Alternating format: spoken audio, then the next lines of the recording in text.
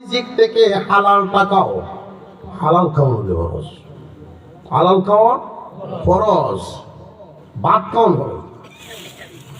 মুসলমান ভাইরা খুব মনে রাখবেন, একজন মানুষ দুনিয়াতে বেঁচে থাকার জন্য দুনিয়াবি প্রয়োজনাদি মিটায়, পিপাসা লাগলে পানি পান করে, খিদা লাগলে খাবার গ্রহণ করে, ঘুমে ধরলে ঘুম যায়, শরীরের প্রশান্তির জন্য গোসল করে, আছে না? আমার আপনার পয়গম্বরও এইগুলো করছেন।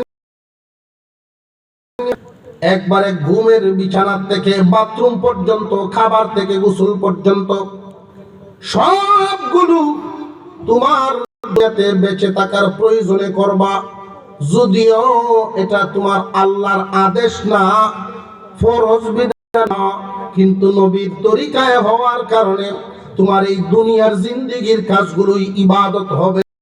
তোমার মর্জি মতো না নবীর তরিকা মতো? আমি যদি পিপাসা নিবারণের জন্য পানি পান করি দাঁড়ায়া, পিপাসা নিবারণ হবে কিন্তু ইবাদত হবে না। এই পানিটাই যদি নবীজির তরিকা মতো পান করি, পিপাসাও কমবে, ইবাদতও হবে।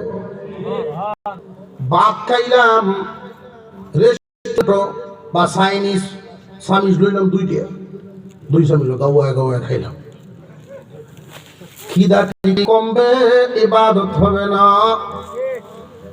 এই খাবারটাই যদি নবীজির তরিকা মতো দস্তরখান বিছায়া সুন্নত তরিকায় খাই, খিদাও দূর হবে, ইবাদতও হবে। গোসল, আপনি গোসল করবেন, ব্রিজ থেকে দুপুরে ঘুরে গেলেন, শরীর ভিজব ঠিকই, শরীরের প্রশান্তি আইলো, ইবাদত হইতো না। সুন্নত তরিকায় যদি গোসলটা করেন, প্রশান্তিও হবে, ইবাদতও হবে। প্রত্যেকটা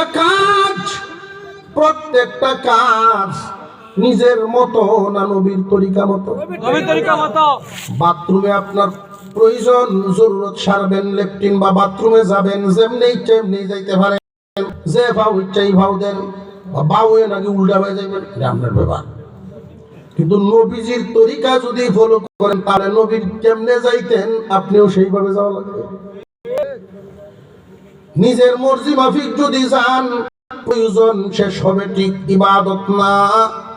বাথরুমের কাজটাই যদি আপনি নবীজির তরিকা, আর এক একটা কাজ, এক একটা ইবাদত, এক একটা সুন্নত। বর্তমান উম্মতের যে হালত, এক একটা সুন্নতেই 100 শহীদের সওয়াব।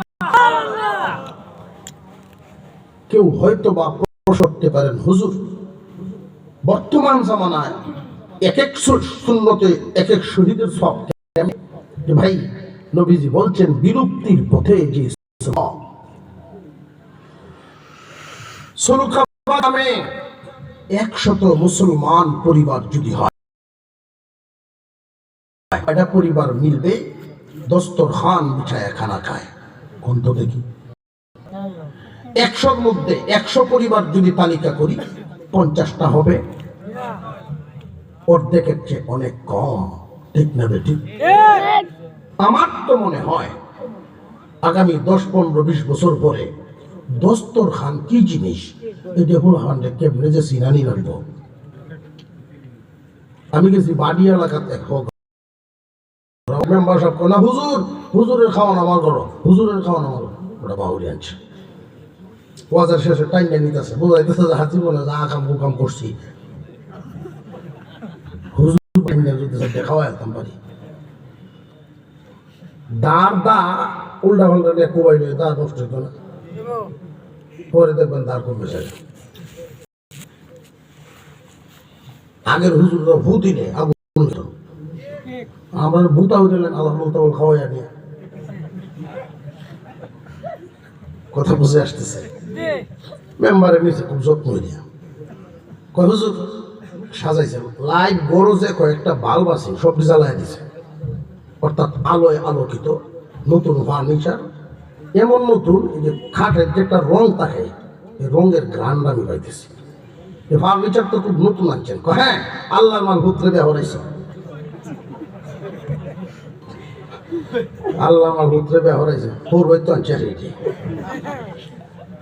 ফার্নিচার তো খুব ভালো। হ্যাঁ, ফার্নিচারটি ভালোই দিছে। ডাইনিং টেবিল দিয়ে দাদা, এটার নিচের যে তক্তারি এটি একটু ওয়াশার দিচ্ছে, আমার দিয়ে হাইলাইট ধরে দিল, একটু ওয়াশার দিচ্ছে, এগুলি কভারও দিচ্ছে ঠিক মতো। তখন আমি বললাম তাহলে তো আপনার মতো বেসর মা ওই জগৎ নাই। হুজুর কেন লাগে ওটা মেয়ে ও বিয়ে দিল, এই ফার্নিচার জিনিস সংসার দিল, একটু ওয়াশার হয়েছে দিকে কভারটাও আমরা দিলেন, এইরকম বেসর মা কই আছে গো। আর কিছু কইছে না, কই হুজুর এইখানেও বলবেন না খাটো বলে, আরে আমরা সমান টাকা বিষয় তো হয়, খাটো বই খাইলে বেশি খেতে পারলাম, ওষুধে বেশি খাওয়ার বদনাম তো আছেই।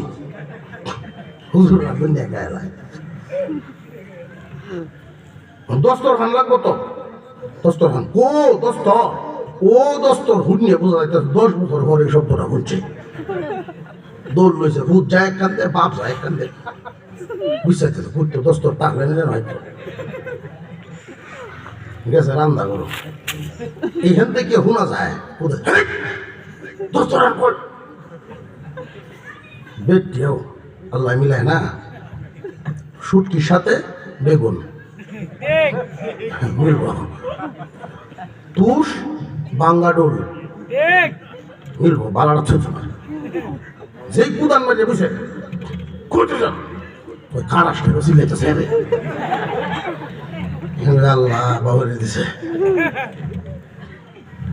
কাপড়ের ভাইতে যে বানাইছে কই, অর্থাৎ 22 মাসে তো আর কাম থাকে না, কাপড়ের ভাই চূড়া লাগাই লাগাইয়া দস্তর রান্না কইতেছ ডুলের সিভাত খেতে হোক হাত দিয়ে, ওটা দৌড়ি আইছে, আই আধে ভাই আছে, ভাই এক টানে আমার দ্বারা 3 কেক লাগছে, ওরা আয় আসছে ভাই একটু ভাই আছে, আহা ভাই আছে, বারটা খুলছে, বারটা খুলে 2-2.5 আলিও তেল চূড়া করছে সামনে, বলছে ভাই আপনার দস্তর না ডুলের সিভাতেই দাম, একটা গামছা বিষয় করে আগামী 10 বছর পরে আমাদের কি হালত হয় আল্লাহ ছাড়া কেউ জানে না। এক একটা সুন্নত